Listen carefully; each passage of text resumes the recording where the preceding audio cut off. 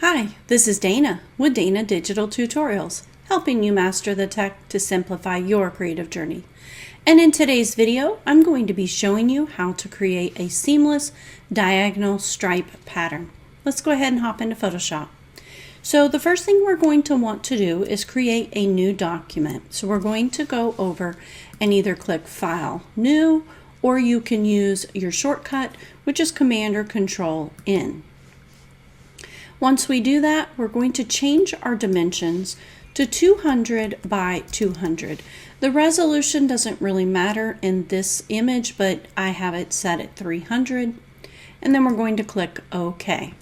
Now we're going to zoom in just so we can see what we're working on. And we should have created this with a transparent background, but since we didn't, we can just unlock it, Command or Control A, and just delete, and Command or Control D. So now we have a transparent background.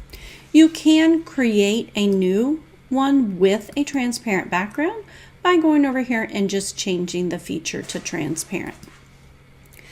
The next thing we want to do is we want to go into the line tool, which is under the shapes.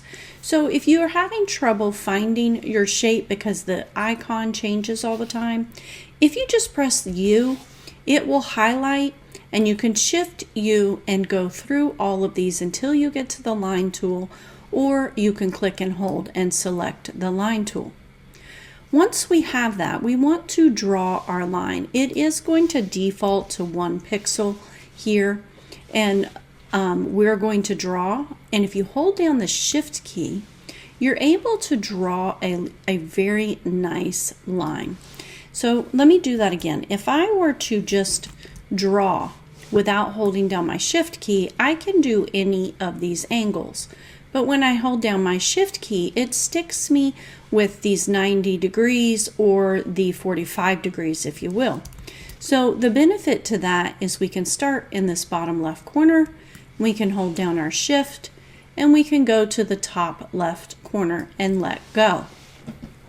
Now the next thing you want to do is you want to decide how thick do you want your stripes. Do you want thin stripes? Do you want to where your one color is about the same width as your other color? And that can all be determined in the amount of the stroke, which is right here.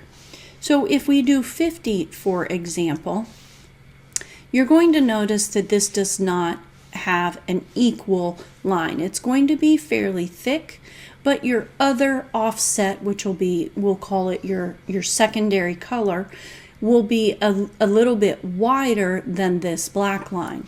Whereas if we change this to 100, then you're going to notice that we're going to have it feels like it's going to be half, but I've already done this, and this is going to be where my black line, or whatever color I make this, is going to be wider than my second color. I found that if I did about 75% or 75 pixels, that I'm going to get about an even of second color and first color. And I'll show you what I mean. So the next thing we're going to do is we're going to do Command or Control J to duplicate our layer, or you can drag it down here to the plus.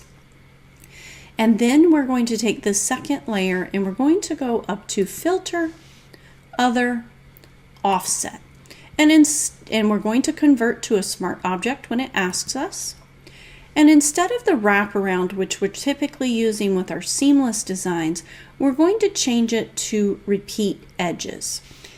And then because our document is 200 pixels by 200 pixels, we want to go half of that dimension, and we want to go 100 by 100. So now you can see this is why I did 75, because from here to here is about the same as from here to here. Now I'm going to click OK. I'm going to duplicate this layer again. The other way you can duplicate besides Command or Control J is to drag it to the bottom. Now, when you have a smart object and you apply a filter, it does it as a smart filter. So you'll see it right here. So we don't need to go into filter offset because it will actually create a second offset. Instead, what we want to do is we need to create this top left corner, is we want to double click the offset.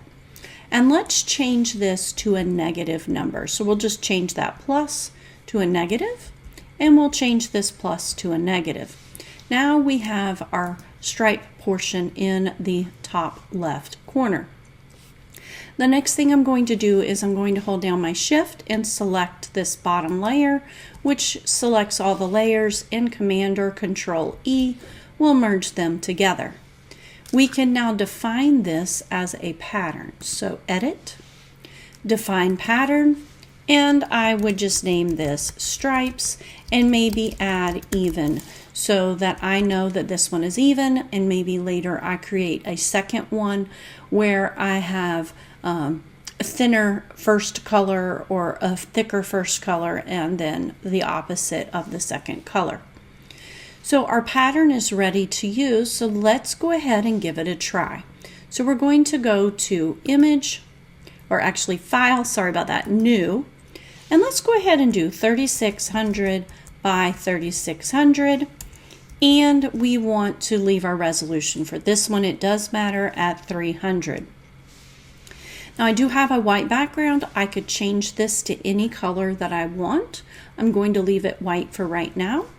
We're going to go into our patterns. I actually have it as a shortcut right here, but if you don't already have it, you can go to Windows and you can just click Patterns and it will pop up. And here are our stripes. We can just drag it straight over and voila, we have a striped pattern that is seamless. So if we were to not want the black in the top corner, this is very easy to accomplish by switching over to our Move tool. V is the shortcut, and we can just drag this around until we're happy with where it's at. It's all in what you're going for. If you want these stripes to be more of them or less of them, this is easily accomplished by double clicking the icon in your layers panel. Again, if any panel you don't see, when you go to Windows, here are all of your panels. So if we double click this, we can actually change this to any number that we want, giving us the freedom to have all different sizes.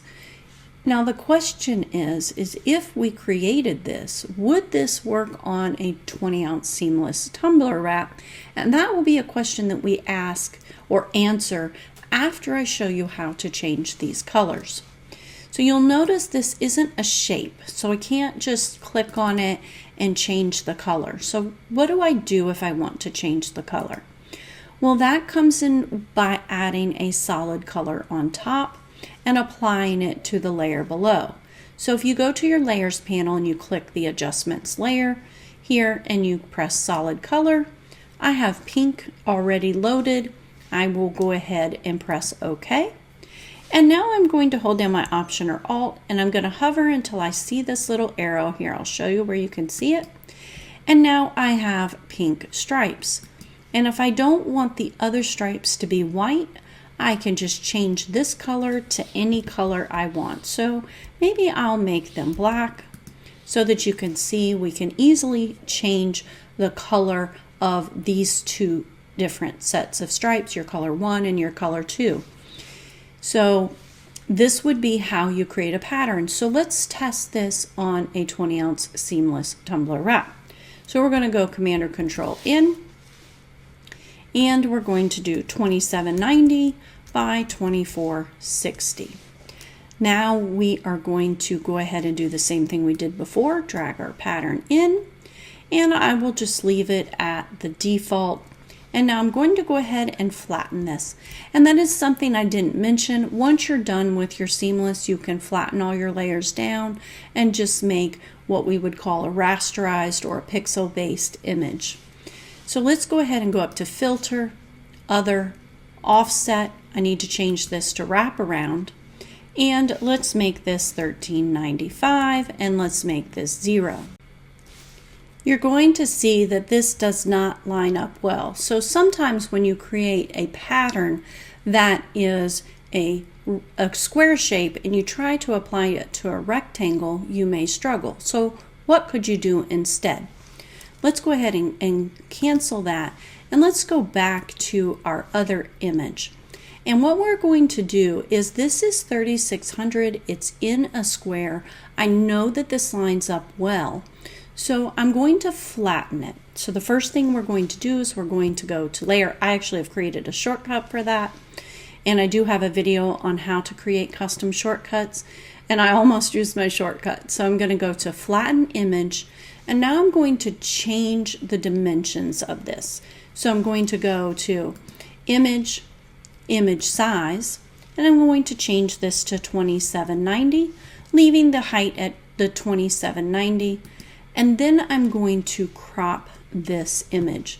So we're going to go to image, canvas size, and I'm going to change the height to 2460.